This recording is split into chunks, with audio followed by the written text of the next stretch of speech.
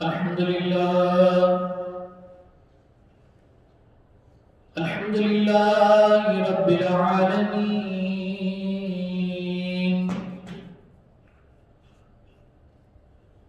والصلاة والسلام على سيد الأنبياء والمرسلين. أما بعد، فأعوذ بالله من الشيطان الرجيم. بسم الله الرحمن الرحيم. وللآخرة خير لك من الأولى. صدق الله مولانا العظيم وبلغنا رسوله النبي الكريم الأمين، ونحن على ذلك لمن الشاهدين والشاكرين. قال الله تبارك وتعالى في شأن محبوبه الكريم: إن الله وملائكته يصلون على النبي يا أيها الذين آمنوا صلوا عليه وسلموا تسليما.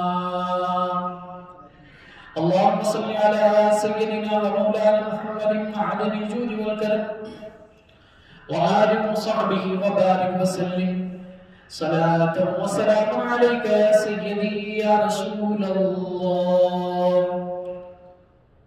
حضور نبی کریم رؤوف الرحیم صلی اللہ تعالی علیہ وآلہ وسلم کی ذات بالا صفات پر درود و سلام پڑھنے کی فضائل بے حد و بے شمار ہے.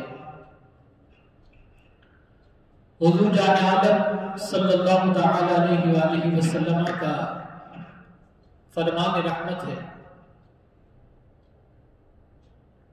کہ روز جمعہ اور شب جمعہ مجھ پر درود پاک کی کثرت کیا کرو، کیونکہ یہ یوم مشہود ہے. اس روز فرشتے حاضر ہوتے ہیں اور تمہارا درود پاک میرے دربار میں پیش کرتے ہیں اور اسے میں خود سنتا. صلی الحبیب اللہم صلی علی سیدنا و مولانا محمد معدن الجود والکرم وآلہ وصحبہ وبارک وسلم صلاة و سلام علیکہ یا سیدی یا سیدی یا رسول اللہ صلی اللہ علیہ وسلم. اللہ تبارک و تعالیٰ کا قرآن مجید فرقان حمید کے اندر ارشاد ہوتا ہے: قل ان کنتم تحبون اللہ فاتبعونی یحببکم اللہ ویغفر لکم ذنوبکم واللہ غفور رحیم. اس آیت کریمہ کا ترجمہ ہے کہ اے محبوب تم فرما دو، اے لوگو اگر تم اللہ کو دوست رکھتے ہو تو میرے فرما بردار ہو جاؤ، اللہ تمہیں دوست رکھے گا اور تمہارے گناہ بخش دے گا اور اللہ بخشنے والا مہربان ہے. اس آیت مقدسہ میں حکم اتباع کے حوالے سے حضور تاجدار مدینہ صلی اللہ تعالی علیہ وآلہ وسلم کا فرمان ہے، حدیث مبارکہ کا مفہوم ہے. آپ صلی اللہ تعالی علیہ وآلہ وسلم فرماتے ہیں کہ اگر آج موسیٰ علیہ السلام دنیا میں ہوتے تو وہ بھی میری اتباع ہی کرتے. آپ غور کیجئے اور یہ نکتہ بآسانی سمجھ میں آ سکتا ہے کہ اللہ تبارک و تعالیٰ نے اپنی محبت کی بنیاد بھی اپنے محبوب علیہ السلام کی ذات پر قائم کی ہے. آیت مقدسہ کے فہم کے لیے ضروری ہے کہ اس آیت میں موجود مضامین کا مطالعہ کیا جائے اور مضامین کی ترجیحاً منازل ان کو جانا جائے. جب ان منازل کو جان لیا جائے گا تو اس آیت کو سمجھنا آپ کے لیے آسان ہو جائے گا. اول منزل اس آیت کریمہ کے اندر کہ دعویٰ خلائق مخلوق کا محبت الہی کا دعویٰ یہ ایک بیانیہ اور استفہامیہ جملہ ہے. اگرچہ مخلوق کا خالق سے محبت کا دعویٰ یک طرفہ ہے، جیسا کہ کوئی کہے کہ میں فلاں سے محبت کرتا ہوں یا دوستی رکھتا ہوں، تو اس یک طرفہ بات کو تسلیم کیا جا سکتا ہے اور اس کے لیے دلیل کی ضرورت نہیں، کیونکہ یہ ذاتی فعل ہے اور خود اس کی ذات کی جانب سے اس کا اظہار ہے. دلیل تو اس وقت طلب کی جاتی ہے کہ جب کوئی کہے کہ میں اس قابل ہوں کہ فلاں مجھ سے محبت کرتا، کیونکہ یہ دعویٰ پہلے دعوے سے مختلف ہے. پہلا دعویٰ اپنی ذات سے متعلق تھا اور دوسرا دعویٰ دوسری ذات کی طرف نسبت رکھتا ہے. پہلے دعوے میں متکلم نے اپنی بات کہی، اگرچہ دوسری ذات کو ملوث کیا، جبکہ دوسرے دعوے میں متکلم نے اپنی بات نہیں بلکہ دوسری ذات کا قول بیان کیا ہے اور اس کی اور اپنی ذات کو ملوث کیا. لہذا اصولی طور پر اس پر دلیل طلب کی جائے گی. دوسری منزل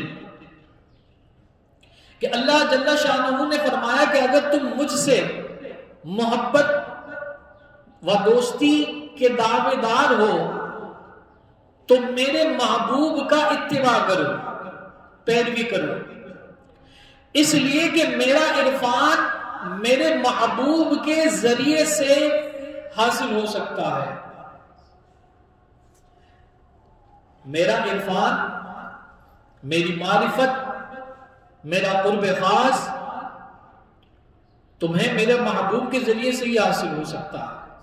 لہذا میرے محبوب سے بھی محبت کرو اور اتباع بھی کرو، یعنی اتباع بغیر محبت ممکن ہی نہیں. اگر کوئی شخص یہ کہے کہ میں اتباع نہیں کرتا لیکن محبت بڑی کرتا ہوں، تو یہ ٹھیک نہیں ہے، اس کا یہ دعویٰ بالکل غلط ہے. کیونکہ جو محبت کرنے والا ہوتا ہے تو وہ محبوب کی ادا کو ادا ہر لمحے کرتا ہے، ادا کرتا ہے. وہ کوئی لمحہ بھی رائے گا نہیں جانے دیتا، وہ کوئی وقت بھی بیکار نہیں جانے دیتا. وہ اپنی عادات کے اندر، اپنے اطوار کے اندر، اپنے قول، فعل و اقوال کے اندر اپنے محبوب کی اتباع بجا لانے کی ہمہ وقت کوشش کرتا رہتا ہے. اب آ جائیے تیسری منزل پر. تیسری منزل اس آیت کریمہ کے اندر سمجھنے کے لیے کہ میری محبت میں خود کو مبتلا کرنے کا دعویٰ رکھنے والوں، رب فرما رہا ہے ان لوگوں کو کہ پہلے میرے محبوب کی محبت میں سرشار ہو کر اپنی عملی زندگی میں آپ صلی اللہ تعالی علیہ وآلہ وسلم کا اتباع کرو، تو نہ صرف اللہ تبارک و تعالی تمہارے دعوے کو جو کہ محبت کا تم نے کیا ہے اس کو قبول فرمائے گا، بلکہ خود اللہ تعالی تم سے محبت فرمائے گا. اس لیے بندوں کے افعال و حرکات سے اللہ تعالی بے نیاز ہے.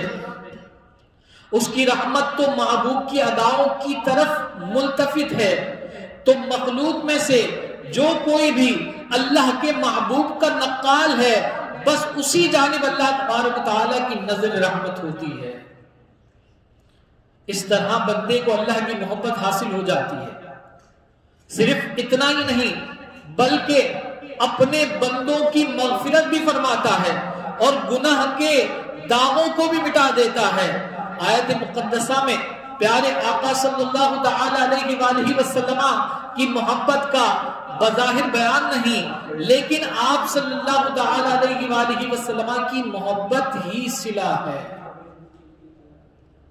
ان انعامات کا جن کا تذکرہ آیت میں بیان ہوا ہے، یعنی اللہ تبارک و تعالیٰ کا محبت فرمانا اور گناہوں کو معاف فرمانا، یہ محبت و مغفرت حضور صلی اللہ تعالی علیہ وآلہ وسلم کے وسیلے کے بغیر ممکن ہی نہیں ہے۔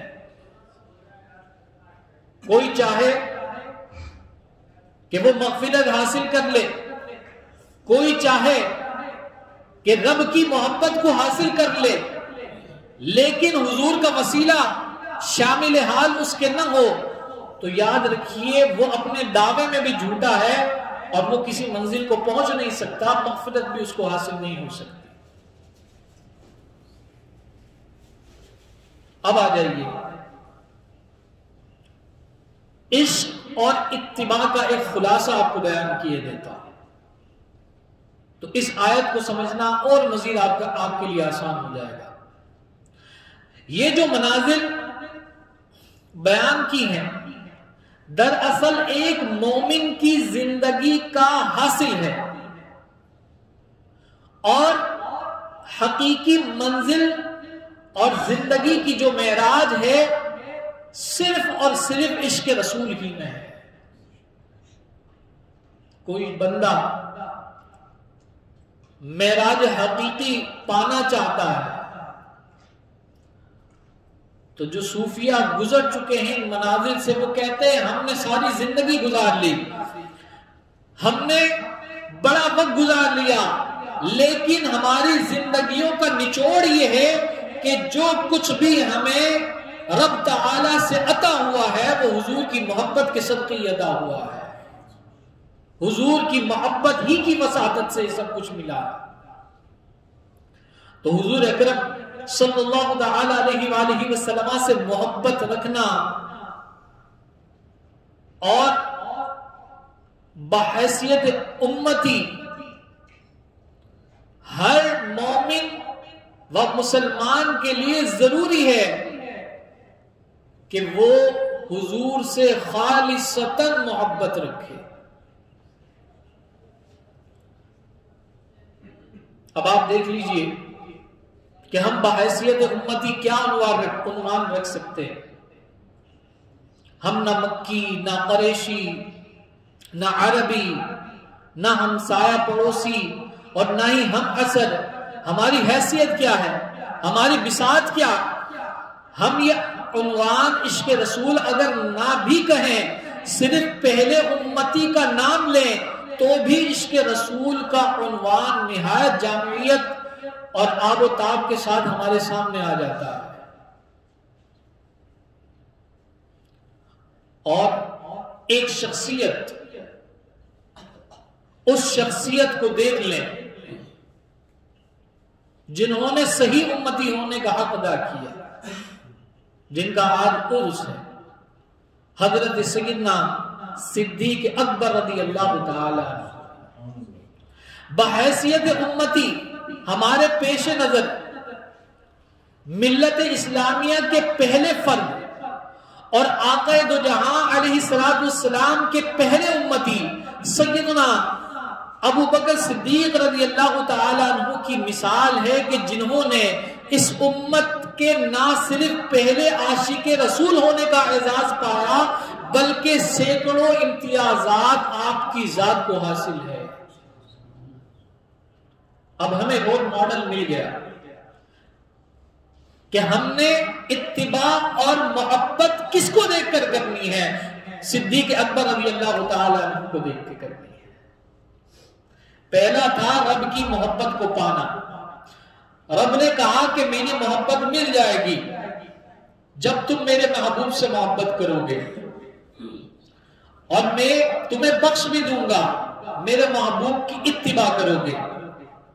اب آ جائیے اگلے اسٹیپ پر کہ محبت کرنی کیسے ہے، وہ سکھا رہے ہمیں صدیق اکبر رضی اللہ تعالیٰ عنہ اپنی زندگی سے، کہ دیکھو جیسے میں نے محبت کی ہے اور پھر مجھے میرے محبوب نے اپنا محبوب تسلیم کر لیا اور اعزاز عطا کر لیا عاشق ہونے کا کہ یہ صدیق میرا عاشق صادق ہے، میرا سچا عاشق ہے۔ مہر لگوا لی.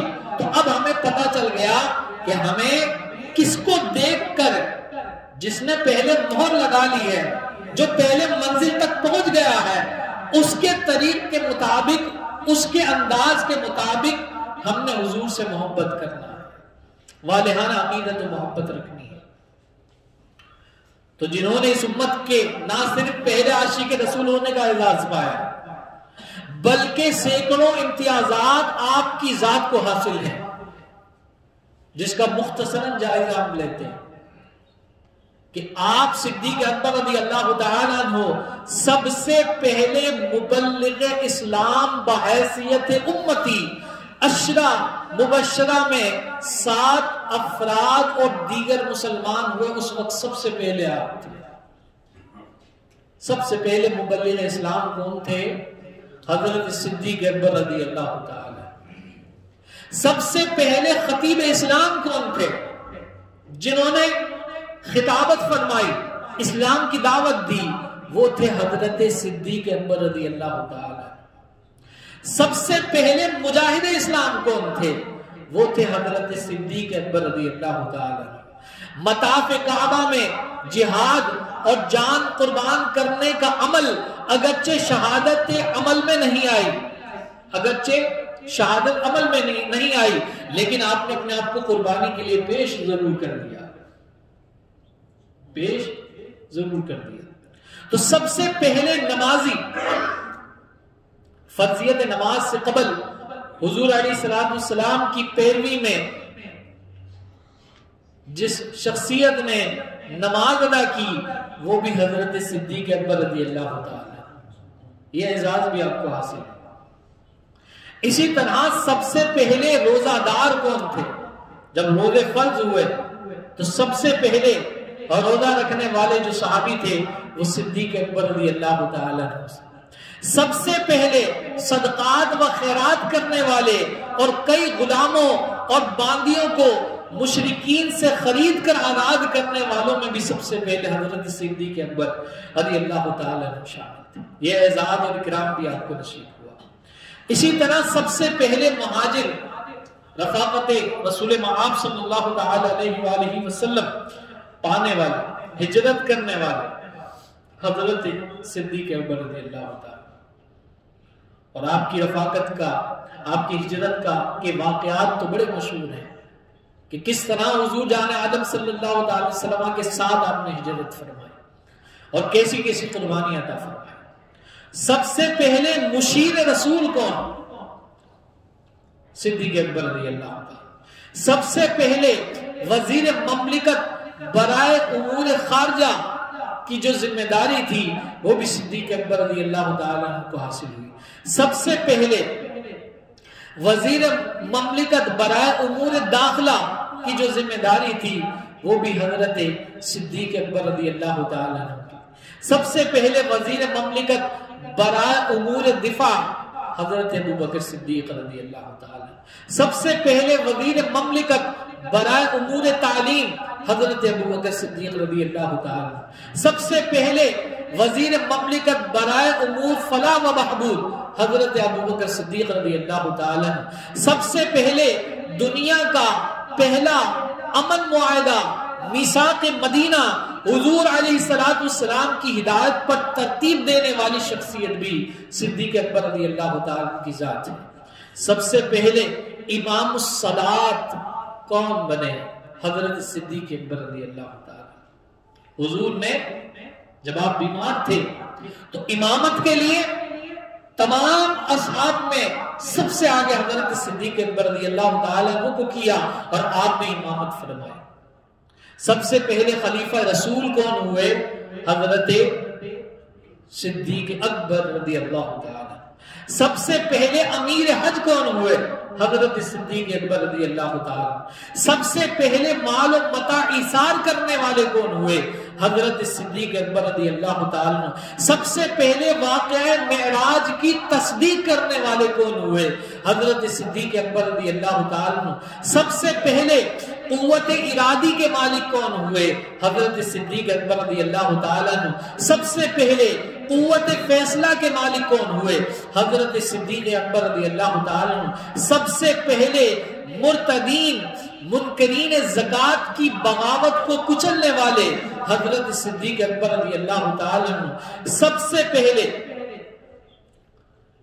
فتنہ انکار ختم نبوت کی بیخ کنی کرنے والے اور ان کے سامنے آنے والے، ان بدبختوں کا قتال کرنے والے کہ جنہوں نے، جس بدبخت نے حضور کی موجودگی کے اندر نبوت کا دعویٰ کر دیا اور پھر حضور کے پردہ فرمانے کے بعد بھی کچھ بدبخت تھے جنہوں نے نبوت کا دعویٰ کیا، تو ان کی بیخ کنی کرنے والے حضرت صدیق اکبر رضی اللہ تعالی۔ سب سے پہلے حضور اکرم صلی اللہ تعالی علیہ وآلہ وسلم کی بشارت کے مطابق عراق، یمن اور شام کو اسلامی مملکت میں شامل کرنے والے ابو بکر صدیق رضی اللہ تعالی، سب سے پہلے حبیب خدا کے پہلو اور قدموں میں بعد اجازت رسول دفن ہونے والے صدیق اکبر رضی اللہ تعالی۔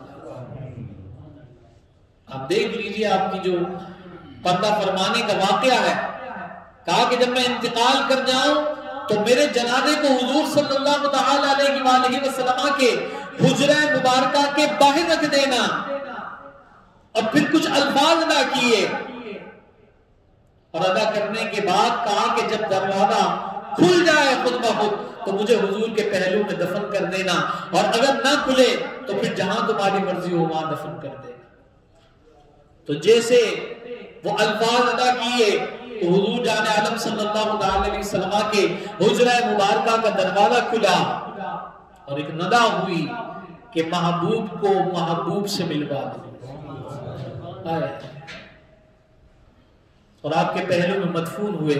تو سب سے پہلے رفاقت رسول میں اپنی قبر سے جو باہر تشریف لانے والے ہوں گے، پہلو میں دفن ہونے والے بھی آپ ہیں، اور باہر تشریف لانے والے جو ہوں گے جب قیامت قائم ہوگی وہ بھی صدیق اکبر رضی اللہ تعالی ہوں گے۔ پہلے حضور تشریف لائیں گے اور پھر اس کے بعد قیامت جب قائم ہوگی تو حضور کے بعد حضرت صدیق اکبر رضی اللہ تعالیٰ عنہ قبر انور سے باہر تشریف لائیں گے۔ حدیث میں موجود ہے۔ تو اب امتیوں کو ایک رستہ مل گیا کہ حضور کی محبت کرنا کس طرح ہے، اس طرح کرنی ہے جس طرح صدیق اکبر رضی اللہ تعالیٰ عنہ نے کی۔ اسی طرح ہم نے حضور سے محبت اس طرح کرنی ہے جس طرح حضرت عمر فاروق اعظم رضی اللہ تعالیٰ عنہ نے کی ہے۔ ہم نے حضور سے والہانہ عقیدت و محبت اس طرح رکھنی ہے، محبت اس طرح کرنی ہے جس طرح حضرت عثمان غنی رضی اللہ تعالیٰ عنہ نے کی ہے۔ ہم نے اسی طرح حضور سے محبت کرنی ہے کہ جس طرح حضرت مولا علی کرم اللہ تعالیٰ وجہ الکریم نے کی ہے۔ آج کا دن بڑا ہی خاص دن ہے، اور آج کے دن کو جو نسبت حاصل ہے وہ صدیق اکبر رضی اللہ تعالیٰ سے حاصل ہے، اسی لیے ان کے مناقب کا آج ذکر ہو رہا ہے۔ آپ کا اسم گرامی عبداللہ اور کنیت ابو بکر اور لقب عتیق اور صدیق ہے جو حضور کی بارگاہ سے آپ کو عطا ہوا، اور عتیق کے معنی ہے آگ سے آزاد کیا ہوا۔ یہ لقب پیارے آقا صلی اللہ تعالی علیہ وآلہ وسلم نے آپ کو عطا فرمایا تھا، اور امام ترمذی رحمۃ اللہ تعالی علیہ نے آپ کا جو وصال کی جو تاریخ سن ہجری لکھی ہے وہ 279 ہجری لکھی ہے۔ ام المؤمنین حضرت عائشہ صدیقہ طیبہ طاہرہ رضی اللہ تعالی عنہا فرماتی ہیں کہ ایک روز میرے والد ابو بکر حضور علیہ السلام کی خدمت اقدس میں حاضر ہوئے تو رسول اللہ صلی اللہ تعالی علیہ وآلہ وسلم نے فرمایا، اے ابو بکر تم آتش دوزخ سے آزاد ہو۔ بس اسی دن سے آپ کا نام عتیق مشہور ہو گیا۔ جہنم سے آزادی کا فرمانا حضور کی بارگاہ سے صدیق اکبر رضی اللہ تعالی عنہ کو عطا ہوا۔ حضرت ابو بکر کے دوسرے لقب صدیق کے بارے میں حضرت مصعب ابن زبیر کا قول امام جلال الدین سیوطی شافعی رحمۃ اللہ تعالی علیہ نقل کرتے ہیں کہ اس امر پر تمام امت کا اتفاق ہے کہ ابو بکر کا لقب صدیق ہے، کیونکہ آپ نے بے خوف اور نڈر ہو کر حضور علیہ الصلوۃ والسلام کی نبوت کی تصدیق کی، اور کسی قسم کی ترش روئی اور یا جھجک وغیرہ کا آپ کے ذریعے سے آپ کی ذات سے کچھ معاملہ نہیں ہوا۔ بلا جھجک آپ نے فرمایا کہ آپ اللہ کے رسول ہیں، بلا تعمل آپ نے فرمایا کہ آپ اللہ کے رسول ہیں۔ امام سیوطی رحمۃ اللہ تعالی علیہ نے مزید لکھا ہے کہ آپ زمانہ جاہلیت ہی میں صدیق کے لقب سے مشہور ہو گئے تھے، کیونکہ آپ ہمیشہ سچ بولا کرتے تھے۔ آپ رسول اللہ صلی اللہ تعالی علیہ وآلہ وسلم کی ہر خبر پر تصدیق کرنے میں سبقت فرماتے تھے۔ ابن اسحاق علیہ رحمہ اور حضرت قتادہ علیہ رحمہ کا بیان ہے کہ شب معراج کی صبح ہی سے آپ اس لقب سے مشہور ہو گئے۔ آپ نے واقع معراج کی سب سے پہلے تصدیق فرمائی۔ اس حدیث کو امام طبرانی علیہ رحمہ نے اور حضرت انس اور حضرت ابو ہریرہ رضی اللہ تعالیٰ کی روایت سے امام حاکم رضی اللہ تعالیٰ عنہ نے ام المؤمنین حضرت عائشہ صدیقہ رضی اللہ تعالیٰ عنہ سے روایت کیا ہے۔ حضرت جبریل روح الامین علیہ السلام کہتے ہیں،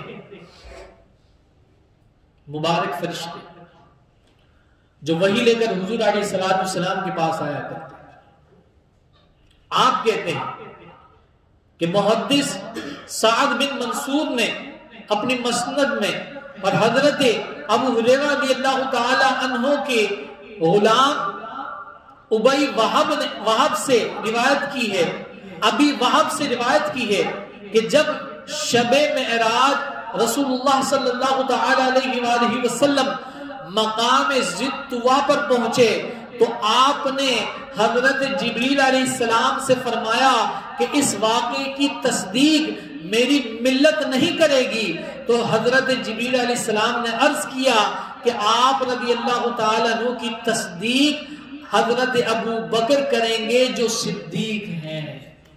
سب سے پہلے اس واقعے کی جو تصدیق کریں گے وہ حضرت ابو بکر صدیق رضی اللہ تعالیٰ عنہ کریں گے، کہ جو صدیق ہیں، سچے ہیں۔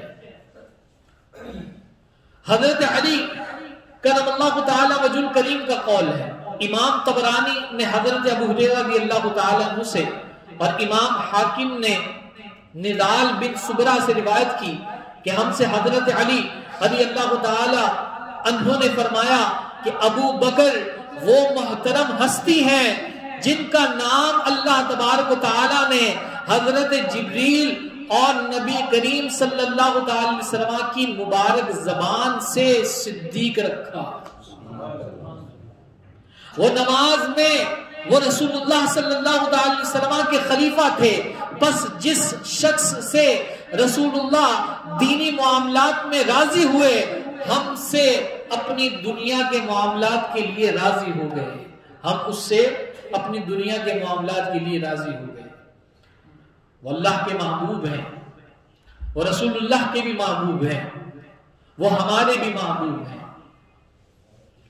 تو حضرت صدیق اکبر رضی اللہ تعالی عنہ کی والہانہ عقیدت و محبت رب کی بارگاہ میں، حضور کی بارگاہ میں قبولیت کا دروازہ ہے، اور جو شخص اس عالی شان ذات سے بغض و عناد رکھے تو یاد رکھیے اس کا ٹھکانہ جہنم ہے۔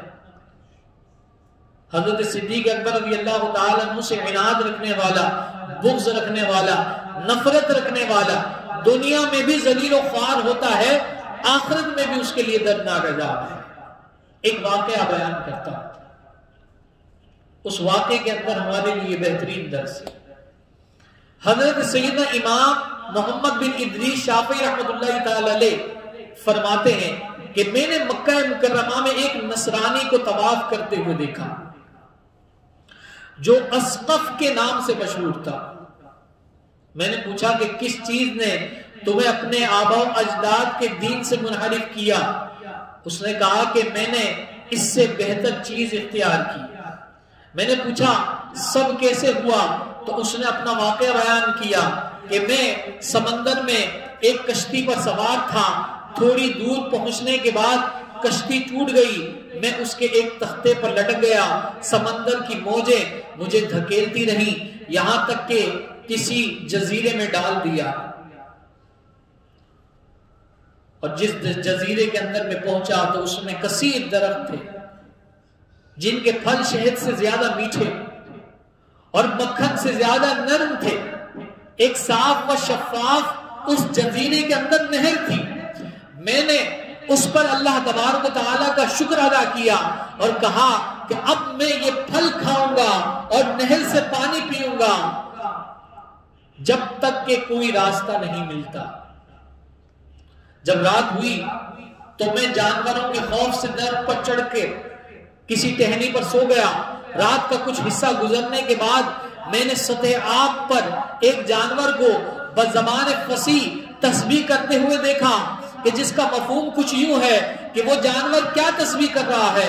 وہ تسبیح یہ کر رہا ہے، اس کا مفہوم بتا رہے ہیں کہ اللہ عزیز و جبار کے سوا کوئی معبود نہیں، محمد مصطفیٰ صلی اللہ تعالی علیہ وآلہ وسلم اللہ کے رسول اور چنے ہوئے نبی ہیں۔ آگے وہ جانور کیا کہتا ہے؟ اس سابقہ نصرانی نے کہا کہ اس جانور نے بزبان فصیح کہا کہ رسول اللہ صلی اللہ تعالی وسلم چنے ہوئے نبی ہیں، ابو بکر ان کے غار کے رفیق ہیں، عمر فاروق شہروں کو فتح کرنے والے ہیں، عثمان گھر میں شہید اور علی کفار پر اللہ کی تلوار ہیں۔ آخری جملہ وہ جانور کیا کہتا ہے؟ کہتا ہے کہ ان سے بغض رکھنے والوں پر عزیز و جبار کی لعنت ہو، اس کا ٹھکانہ جہنم ہے اور وہ بہت ہی برا ٹھکانہ ہے۔ شخص نے کہا کہ یہ آواز میں اس جانور کی زبان سے سن رہا تھا اور بالکل ایک ایک چیز واضح ہو رہی تھی۔ وہ جانور یہی کلمات بار بار دہراتا رہا۔ طلوع فجر کے بعد اس نے پھر چند کلمات کہے جن کا مفہوم کچھ اس طرح ہے کہ اللہ کے سوا کوئی معبود نہیں، جس کا وعدہ و وعید سچے ہیں، اور محمد مصطفیٰ صلی اللہ علیہ وسلم اللہ کے رسول ہیں، ہدایت دینے والے اور رہنمائی فرمانے والے۔